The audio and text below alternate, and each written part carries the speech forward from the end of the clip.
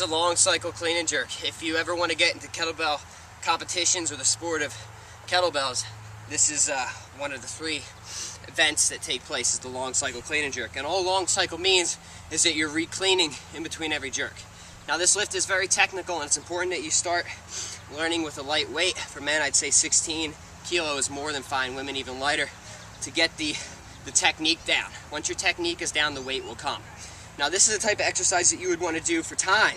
See how many reps you can get in a certain amount of time.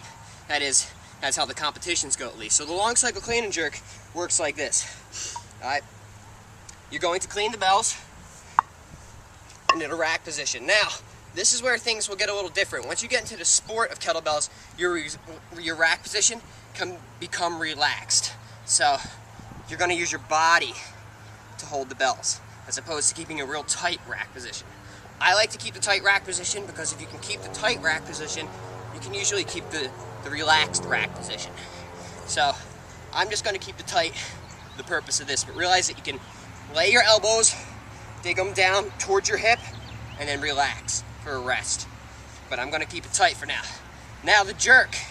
Alright, let me put the bells down and demonstrate. The jerk is from the legs.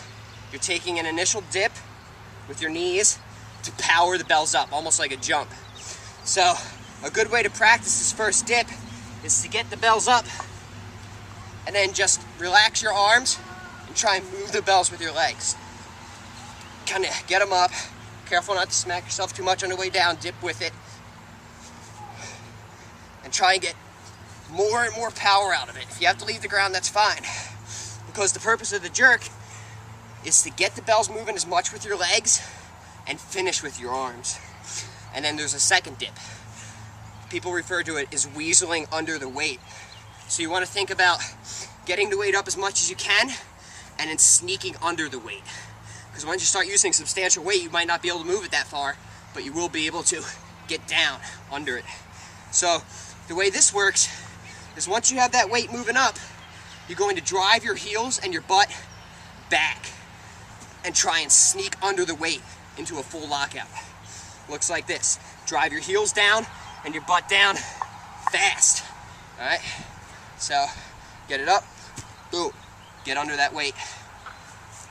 And then bells drop back down, re-clean,